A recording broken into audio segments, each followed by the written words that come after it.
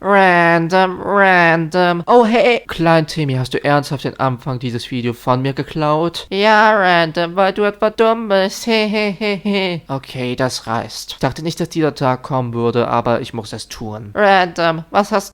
Okay, jetzt, dass das erledigt ist, kommen wir doch mal zum Topic dieses Videos. Denn nach einer Weile, beziehungsweise nach einer Pause an Cartoon Reviews, kehre ich zurück mit einem besonderen Cartoon, über den ich schon lange mal reden wollte. The Amazing World of Gumball, oder auch wie er hierzulande bekannt ist, die fantastische Welt von Gumball, oder wie ich es auch für das Rest dieses Videos nennen werde, Gumball. Was ich über die Serie denke, was euch in dieser Serie erwartet und warum ich denke, dass die Serie genial ist, erfahrt ihr in diesem Video. Bedenkt, hierbei kann es zu keinen Spoilern kommen. Ich werde zwar vielleicht bestimmte Details etwas spoilern oder bestimmte Dinge etwa ansprechen, also falls ihr das etwa als Spoiler anseht, dann klickt von diesem Video weg. Aber ansonsten ist Gumball jetzt auch keine Story-Driven Show, also sehe ich jetzt nicht, dass man so viel spoilern kann hier. Und wie immer, hierbei handelt es sich nur um meine Meinung, falls ihr eine andere habt, lasst ihr mich doch gerne in den Kommentaren wissen. Anyways, alle Disclaimer wurden disclaimed, legen wir mal los mit diesem Video. Und beginnen wir doch mal mit den Fakten zu Gumball. Gumball ist eine Show von Cartoon Network, die von der europäischen Department von Cartoon Network Studios gemacht worden ist und damit ein wenig nicht in den engen Kreisen von Cartoon Network sitzt, aber dennoch für viele mehr oder weniger die Identität von CN in 2010er definiert hat. Aktuell wissen wir nicht wirklich, was der Status von der Show ist, denn die letzte Episode ist wie in 2019 und seitdem ist die Show ein wenig in einem Limbo. Es heißt, dass es angeblich neue Episoden in diesem Jahr geben soll und manche haben etwa eine neue Episode schon mehr oder weniger vorgeführt bekommen. Es heißt auch, dass wir vielleicht auch nicht etwa einen Film bekommen, aber ob da wirklich was da steht, wer weiß. Die Updates dazu sind ein wenig schwammig, aber ich hoffe auf jeden Fall, dass Gumball zurückkehren wird. Aber dazu kommen wir gegen Ende des Videos nochmal. Was ist denn nun die Story von The Amazing World of Gumball? Nun, eine klare Story gibt es hier nicht. Hier verfolgen wir mehr oder weniger die Familie Watterson, die aus Gumball, unseren Main Lead, besteht. Darwin, sein Wiss-Haustier, was Sentient bekommt hat, seine kleine Schwester Anais, Richard, deren Vater, und Nicole, deren Mutter, die definitiv Aggressionsprobleme hat, aber dafür sie wir auch lieben. Und natürlich einen weiteren großen, gigantischen Reggae-Cast, den wir in manchen Episoden mehr oder weniger auch mitverfolgen. Und so lässt sich auch die Show am besten beschreiben. Es ist eine Comedy pur und pur, und auch wenn wir dramatische Beats kriegen, sind diese dramatischen Beats meistens jetzt nicht die besten Dinge aus dieser Show. Versteht mich nicht falsch, die dramatischen Beats können gut funktionieren, aber es ist jetzt definitiv nicht das, wofür man etwa die Show sich anschaut. Wenn man eher mal eine storyhafte, dramatische Show sehen will von CN, dann schaut man sich eher mal sowas an wie Adventure Time oder auch Steam Universe. Aber wie schon in vielen anderen Videos erwähnt, finde ich, dass Comedy-Shows und Story-Driven Shows definitiv koexistieren können und sollten. Denn so sehr es auch etwa eine gute Story-Driven Show mag, so sehr mag ich auch eine sehr gute Comedy. Und Gumball ist einfach nur ein Master, wenn es geht um Comedy. Andererseits zum Beispiel eine Show wie Ed und Eddie ist die Comedy jetzt nicht so definiert, denn sie schwankt meistens von verschiedenen Comedy-Styles. Sei es nun schwarzen Humor, wenn ich aber einen Comedy-Stil anpinnen müsste für Gumball, wäre es auf jeden Fall der Absurdismus. Denn die Jokes sind meistens absurd, bizarr, aber funktionieren so verdammt gut. Natürlich, nicht jeder Joke zündet, für mich zumindest, aber das muss auch keine Comedy reißen. Das ist auch wirklich eine Sache, die nur die wirklich wenigsten Comedy für mich reißen können und auch für viele andere reißen können. Und mit so vielen Episoden, mit so vielen Gags, ist er natürlich auch immer ein hartes Beat, manchmal sich zu übertreffen in seinen absurden Stories oder in seinen absurden Gags. Aber die Gagrate ist wirklich eine verdammt gute und bringt für mich mehr oder weniger das große Highlight-Punkt in dieser Show aus sich. Denn wenn ich die Show mir anschaue, dann ist es garantiert, dass ich zumindest bei einem Gag in einer Episode lache, wenn nicht sogar bei mehreren der Gags. Und diese Vielfalt bei den Gags macht auch einfach so viel aus für mich. Es gibt für jeden einen Gag zumindest. Und das auch in fast jeder der Episoden. Mögt ihr schwarzen Humor, dann hat euch die Show gecovert. Mögt ihr den absurden Humor, oh boy, dann habt die Show es definitiv gecovert. Mögt ihr vielleicht einen Deadpan-Humor, dann hat euch die Show vielleicht gecovert in den meisten Fällen. Die Vielfalt an Comedy-Stilen, an Gags ist einfach nur unglaublich. Genauso unglaublich ist dabei auch, wie experimental die Show ist. Die Show kann manchmal sehr, sehr meta sein. Und Meta-Humor ist für mich definitiv großes Hit und Milch. Ich habe schon in anderen Videos erwähnt, wie zum Beispiel den Animaniacs-Video, was ihr euch definitiv anschauen solltet. Aber ich bin ein wenig ausgeburnt mit Meta-Humor. Manchmal kann das einfach zu on the nose sein und auch einfach nicht wirklich witzig sein. Es fühlt sich manchmal einfach so an, als würde man das nur machen, weil es beliebt ist, weil dieser populäre Film das auch gemacht hat. Und da fällt für mich Meta-Humor aus. Aber Gumball dagegen, nein, wie man hier Meta-Humor tackelt, ist einfach nur clever. Sei es zum Beispiel in einer Szene, wo wir mehr oder weniger Stück für Stück mehr in ein Storyboard reingehen, statt in eine richtige animierte Szene. Sei es etwa Backgrounds, die in Storyboards sind, sei es anderweitige For-Wall-Breaks und sonstiges. Ich liebe einfach nur den Meta-Humor und den Ansatz an Meta-Humor in Gumball. Er ist clever, er fühlt sich earnest an und er fühlt sich vor allem witty an. Es fühlt sich nicht so an, als hätte ein Studio gesagt, hey, wir brauchen Meta-Zooks, weil die so quirky sind und so beliebt sind. Nein, es fühlt sich eher mehr so an, als hätte ein kreatives Team gesagt, ja, wir wollen Meta-Humor reinsetzen in diese Show. Und genauso kann ich auch einfach nur die Vermissung von verschiedenen Animationstechniken loben. Sei es nun CGI-Animation mit unseren Dinosaurier, sei es nun eher mehr realistische Ansätze an Animationen, wie zum Beispiel mit einem Robotercharakter, oder auch einfach nur super cartoony Figuren, sei es nun zum Beispiel Watersons und so weiter und so weiter. All diese Figuren haben einen sehr bestimmten Stil zu sich, eine bestimmte Art Direction zu sich und manchmal kann es etwa ein wenig messy wirken, aber das Team schafft es so gut, diese verschiedenen Animationstechniken, Animationsarten zu kombinieren in ein wundervolles Mess. Die Liebe zu vielen verschiedenen Animationstechniken spürt man halt auch einfach nur hier pur und pur. Es ist definitiv von Animationsfans, Fanatikern gemacht und ich lieb's einfach nur. Als ein eigener Animationsfanatiker bin ich auch einfach nur ein so großer Fan, wenn man verschiedene Styles zusammen mixt. Und manchmal kann das auch wirklich nicht so gut funktionieren, aber in Gumball funktioniert das für mich einfach nur pur und pur. Wie ich schon angeschnitten habe, der Cast von Gumball ist ein ganz großer, ein gigantischer würde ich behaupten. Und anders als viele andere Shows behaupte ich, dass Gumball einer der wohl besten Side-Character-Casts überhaupt hat. Die Side-Characters fühlen sich alle sehr eigen an. Es fühlt sich nicht so an, als wäre einer eine Kopie vom anderen. Natürlich kriegen nicht alle diese Charaktere die gleiche Screentime oder eine Highlight-Episode für sich selber, aber von das, was wir sehen mit diesen Figuren, werden die etwa super gut effektiv genutzt, in einer kreativen Art und Weise, um diese Welt zu erweitern und um uns dieses Gefühl zu geben, dass die Welt wirklich eingelebt wird. Ich kann jetzt nicht von so vielen Animationsshows etwa behaupten, die dasselbe tun. Vielleicht die Simpsons, aber zugegeben, die Simpsons laufen auch schon seit über 30 Jahren und ist auch ein Topic für sich selber. Ich meine, die Simpsons ist wirklich ein Overkiller, wenn es um Episoden geht und vor allem über Side-Characters geht. Gumball dagegen ist da deutlich mehr kleiner und auch wenn wir eine potenzielle Zukunft haben für die Show, so doch bin ich froh, dass die Show ein wenig mehr gestrimmt down ist. Wirklich über eine bestimmte Episode habe ich ja nicht geredet, aber ich wollte dennoch mal die letzte Episode erwähnen, die mehr oder weniger als das aktuelle Finale fungiert von Gumball. The Inquisition ist für mich eine clevere Episode mit einem super guten Subtext. Ich weiß, viele Fans von Gumball sind kein großer Fan von dieser Episode und ich bin auch nicht ein so großer Fan von diesem Cliffhanger-Ende. Ich möchte wirklich einfach nur diesen Film oder eine neue Season sehen. Bitte löst doch einfach mal diesen Cliffhanger-Ende aus. Bitte, bitte, bitte. Aber solches ist The Inquisition auch einfach eine sehr clevere Episode, die einfach damit spielt, was etwa der Core von Gumball ist. Gumball ist eine wackige, cartoony Show, eine seltsame Show und der Plot von The Inquisition ist mehr oder weniger, dass ein Live-Action-Actor, der hier einen fantastischen Job übrigens spielt, mehr oder weniger als Schurke fungiert und all die Studenten von Elmore mehr oder weniger realistischer machen möchte, was einfach nur ein cleverer Text ist und teilweise sich gut etwa anlesen kann als ein Subtext oder ein Kommentar auf diese gigantisch große Welle an Live-Action-Remakes von Disney oder auch jetzt von DreamWorks. Es fühlt sich einfach nur so clever an und ich mag einfach die Episode sehr. Ich hoffe natürlich, dass wir diesen Cliffhanger irgendwie aufgelöst bekommen, denn ich denke nicht, dass die Show auf so einen Cliffhanger enden sollte, aber ich bin mir sicher, wenn die Show irgendwann mal aus dem Limbo kommt, dass dies definitiv der Fall sein wird. Aber wer weiß, vielleicht wird das auch irgendwie nie erwähnt. Wer weiß es schon. Und das bringt mich auch etwas zur Zukunft dieser Show. Denn seit 2019 gab es keine neue Episode der Show. Für eine lange Zeit hieß es, dass es vielleicht etwa einen Endfilm geben soll, der diese Show ein würdiges Ende geben soll. Und ich wäre definitiv dafür. Aber mittlerweile heißt es, dass mal an 2 neuen Staffeln arbeitet und vielleicht diesen Endfilm noch machen wird. Ob das wirklich kommen wird, wer weiß es schon. Ich wäre definitiv auf jeden Fall offen, denn Ich denke, Gumball verdient definitiv ein episches Ende. Es ist natürlich keine Story-driven Show, aber wenn es etwa Story-Punkts oder Story-Beats in sich hat, dann wird das Setup eigentlich relativ gut gemacht. Und auch dieses Cliffhanger-Ende mit Rob wurde eigentlich mehr oder weniger ziemlich genial gesetupt. Also wäre es schon schade, wenn wir niemals etwa eine Auflösung davon bekommen. Ich bin auf jeden Fall ziemlich gehypt, aber habe auch etwa gedämmte Hoffnungen, dass wir überhaupt was von Gumball kriegen. Vielleicht in diesem Jahr, vielleicht auch im nächsten, vielleicht auch im Jahre 2999. Ich hoffe auf jeden Fall, dass Gumball zurückkehren wird und sein Ende bekommt. Doch nun frage ich euch, was ist eure Meinung zu Gumball und findet ihr, dass sich die Dinge, die ich hier gehighlightet habe in meiner Review, die Highlights sind von der Show, oder findet ihr, dass bestimmte andere Dinge besser sind? Findet ihr die Storybeats besser als die Comedy? Was sind eure Favorit-Jokes aus dieser Show? Lasst mich doch all dies und vieles mehr gerne in den Kommentaren wissen. Aber bis dahin, wir sehen uns, beziehungsweise hören uns beim nächsten Mal. Euer Random oder so ähnlich. Bye bye.